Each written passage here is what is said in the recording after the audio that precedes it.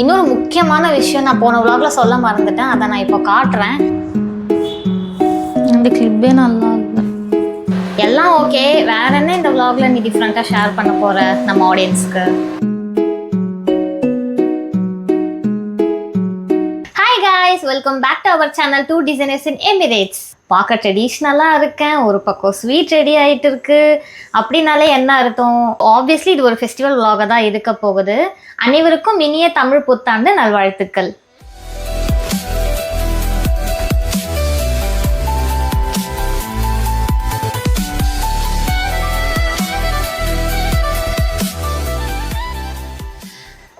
இப்போ என்ன பண்ணிட்டு இருக்கீங்க?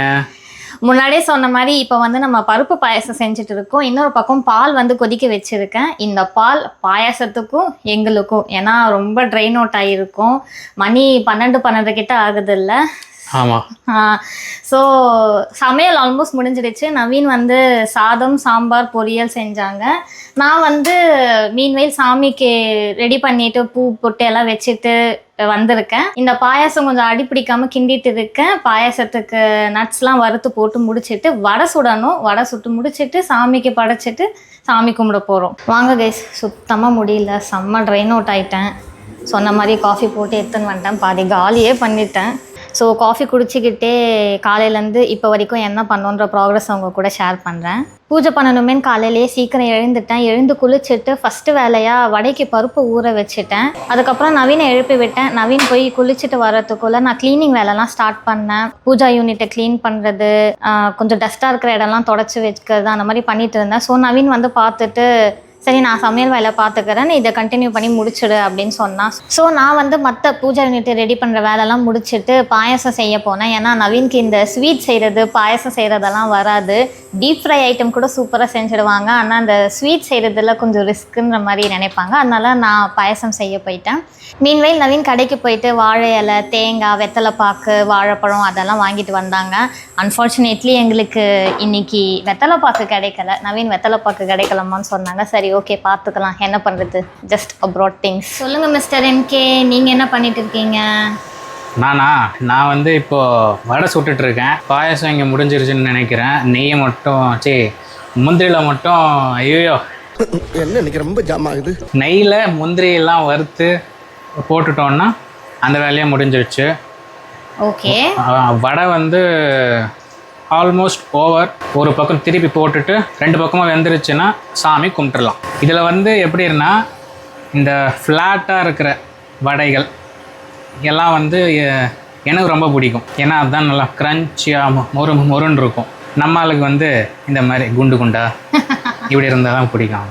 ஸோ எதுக்கு பிரச்சனை, அவங்களுக்கு பிடிச்ச மாதிரி செஞ்சு கொடுத்துருவோமே அப்படின்ட்டு எனக்கு ஒரு 4-5 ஃப்ளாட்டான மொறு வடைகள், நம்மளுக்கு ஒரு சாஃப்டான குண்டு வடைகள். தேங்க்யூ என்கே. ஆல்ரெடி நம்ம சேனலில் ஒரு ஃபெஸ்டிவ் விலாக் போட்டிருக்கோம். மறுபடியும் அந்த விலாகுக்கும் இந்த விலாகுக்கும் என்ன வித்தியாசம்? மறுபடியும் ஏன் நீங்கள் இந்த விலாக் போடுறீங்க?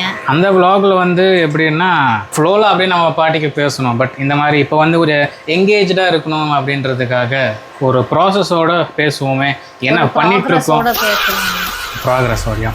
சாரி யுவரான. லைக் டிப்பிக்கலாக நம்ம வீட்டில் பார்த்துருப்போம், நம்ம அம்மா அப்பாலாம் வந்து எப்படி சாமி கும்பிடுவாங்கன்ட்டு. இப்போ நீங்கள் வீட்டில் போய் நிற்கிறீங்கன்னா அவங்க அம்மா கிட்ட கேட்குறீங்க எப்படி சாமி கும்பிட்ற இடத்துல வந்து என்னம்மா இப்போ பண்ணுறேன்னு கேட்குறீங்கன்னா அவங்க என்ன பண்ணுவாங்க, இதே மாதிரி வடை சுட்டுட்டு இருப்பாங்க, அவரை சோறு வடிச்சிட்டு இருப்பாங்க, அவர் குழம்பு செஞ்சுட்டு இருப்பாங்க.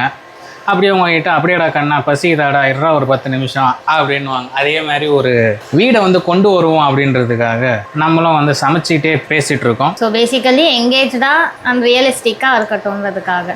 புரிஞ்சுக்கிட்டாங்க பாபு, வாசு எல்லாம் ஓகே. வேற என்ன இந்த விலாக்ல நீ டிஃப்ரெண்ட்டாக ஷேர் பண்ண போகிற நம்ம ஆடியன்ஸ்க்கு? போன விலாகில் வந்து உளுந்து வடை, இந்த வடை மசால் வடை. என்னென்ன சொல்கிறோம் பாருங்க. போன விலாகில் வந்து பால் பாயாசம், இப்போ பருப்பு பாயாசம். இப்போ பார்த்தீங்கன்னா காலையில் எழுந்ததுலேருந்து வேலை 2 பேருமே ஸ்ப்ளிட் பண்ணி தான் பண்ணிட்டு இருக்கோம்.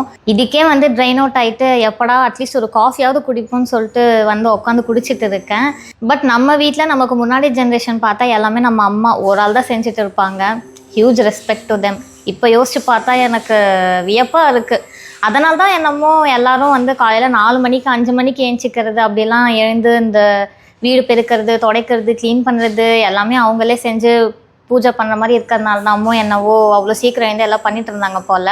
இப்போது நாங்கள் ஃபேமிலியாக ஒரு ஒர்க்கிங் கப்புள்ஸாகவும் இருந்துட்டு இந்த வேலைலாம் செய்யும் போது தான் அதோட கஷ்டம்லாம் தெரியுது. But still we always wanted to follow some traditions. சில விஷயம்லாம் நம்ம மிஸ் பண்ணாமல் பண்ணணும்னு நாங்கள் நினைக்கிறோம். சில ட்ரெடிஷன்ஸ்லாம் எப்போவுமே ஃபாலோ பண்ணிகிட்டே இருக்கணும், நம்மளும் வந்து அதை தொடரணும்னு நாங்கள் ஃபீல் பண்ணுறோம். அதனால தான் எந்த பூஜையாக இருந்தாலும் எவ்வளோ டைட் ஸ்கெடியூலாக இருந்தாலும் அதை 2 பேருமே சேர்ந்து ஷேர் பண்ணியாவது பண்ணிடலாம் அப்படின்னு நாங்கள் இதை ஸ்டில் ஃபாலோ பண்ணிகிட்டு இருக்கோம். டிஸ்பைட் ஆஃப் அப்ராடில் இருக்கோம், 2 பேரும் ஒர்க் பண்ணிகிட்டு இருக்கோம். What ever the schedule is, what ever the time is, எதுவாக இருந்தாலும் அட்லீஸ்ட் ஷேர் பண்ணியாவது கொஞ்சமாவது மினிமலாச்சு இப்போ ஒரு ஃபெஸ்டிவல் இருக்குன்னா அதை செலிப்ரேட் பண்ணலாம், சாமி கும்பிடலாம். என்ன ஃபார்மாலிட்டி பண்ண முடியுமோ, எந்த அளவுக்கு அந்த ஃபெஸ்டிவலுக்கு ஒரு ஜஸ்டிஸ் பண்ண முடியுமோ அதை பண்ணணும்னு நாங்கள் ட்ரை பண்ணுறோம். ஓகே, நான் சொன்ன மாதிரி நவீன் வாங்கி வந்த பூவை வந்து சாமிக்கு வச்சிடலாம். வெள்ளி காமாட்சியம்மன் விளக்குக்கு குங்குமம் வைக்க மறந்துட்டேன், வாங்க அதை மிஸ் பண்ணிட்டு வச்சிடலாம்.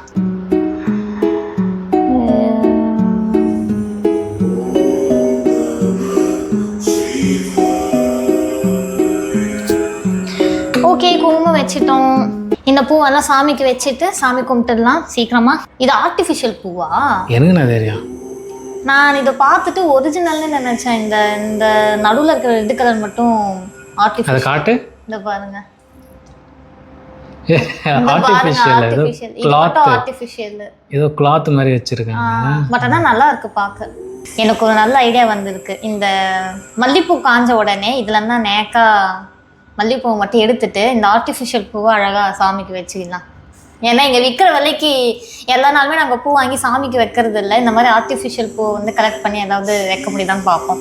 நல்ல நாள் பூஜை ஃபெஸ்டிவல் ஏதாவது வரும்போது மட்டும் மல்லிப்பூ ரோஸ் ஏதாவது ஒரிஜினல் பூ வாங்கி சாமிக்கு வைக்கணும். வேறு வழி இல்லை, அந்த நிலமையில தான் இருக்கும். ஓகே, சாமிக்கு பூவெல்லாம் வச்சு முடிச்சாச்சு. மீன்வேல் இன்றைக்கி நாங்கள் தமிழ் நியூ இயர்க்கு என்னென்ன சமைச்சிருக்கோன்றதை காட்டுறேன், வாங்க பார்க்கலாம். கோஸ் பொரியல், வெண்டைக்காய் சாம்பார். ஆனால் இது சாம்பார் இல்லை கைஸ், தால். ஏன்னா நவீனுக்கு சாம்பார் வந்து அப்படியே திக்காக வச்சாதான் பிடிக்கும். எந்த அளவுக்கு திக்காக வச்சிருக்கான்னு பாருங்கள். அவன் நானே சமைச்சிக்கிறேன்னு சொன்னப்பே அவன் கெஸ் பண்ணியிருக்கணும் சாம்பார் சாம்பாராக வராது, நார்த் இந்தியன் ஸ்டைலில் தால் மாதிரி வரும்ன்ட்டு. அதோட எஃபெக்ட். இப்போ இதெல்லாம் யாருன்னா கேட்டாங்களா? இருக்கட்டும், பரவாயில்ல, மக்கள் உங்களை பற்றி தெரிஞ்சுக்கிட்டோம். பாசிப்பருப்பு பாயாசம், பருப்பு வடை, வடிச்ச சாதம். முக்கியமான விஷயம் இங்கே திருப்பு ஒரு முக்கியமான மேட்டர் ஷேர் பண்ணுறேன் உங்ககிட்ட. என்னன்னா என் மாமியார் என்கிட்ட சொல்லியிருக்காங்க, நவீன் வந்து சின்ன வயசுலேருந்தே நிறைய ஹெல்ப்லாம் பண்ணுவாங்க வீட்டில். எஸ்பெஷலி ஃபெஸ்டிவல்னா நவீன் தான் வந்து சாமி ஃபோட்டோலாம் துடைக்கிறது, பொட்டு வைக்கிறது, பூ வைக்கிறது, பூஜை சாமான்லாம் க்ளீன் பண்ணுறது, எண்ணெய் ஊற்றி திரி போடுறது எல்லாமே பண்ணுவாங்கன்ற மாதிரி நான் சொல்லி கேள்விப்பட்டிருக்கேன். சமையல் மட்டும் அவங்க பார்த்துப்பாங்க, வீடு பெருக்கிறது கூட்டுறதுலாம் அவங்க பார்த்துப்பாங்க. மற்ற இந்த மாதிரி விஷயம்லாம் வந்து நவீன் நிறைய ஹெல்ப் பண்ணுவாங்க அப்படின்னு நான் சொல்லி கேட்டிருக்கேன். அதனால தானே என்னவோ எனக்கு நவீன் நிறைய ஹெல்ப் பண்ணுறாங்க. Girls, this is a pro tip. இந்த மாதிரி அம்மாவுக்கு ஹெல்ப் பண்ணுற பையனாக பார்த்து கல்யாணம் பண்ணிக்கோங்க. அவன் க்ரீன் ஃப்ளாக் கிடையாது, க்ரீன் ஃபாரஸ்ட்.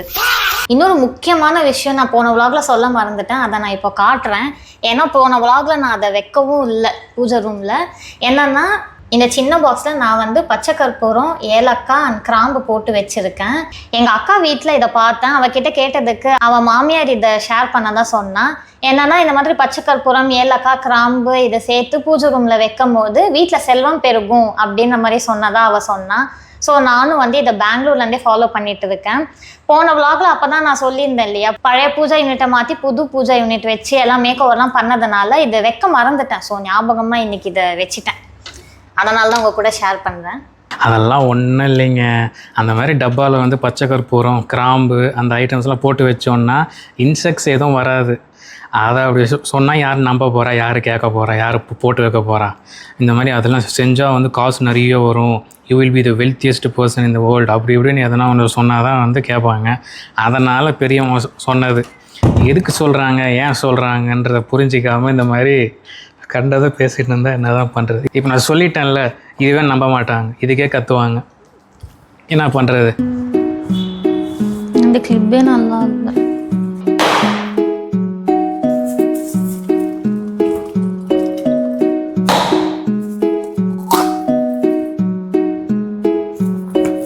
மாயமில்லை, மந்திரமில்லை.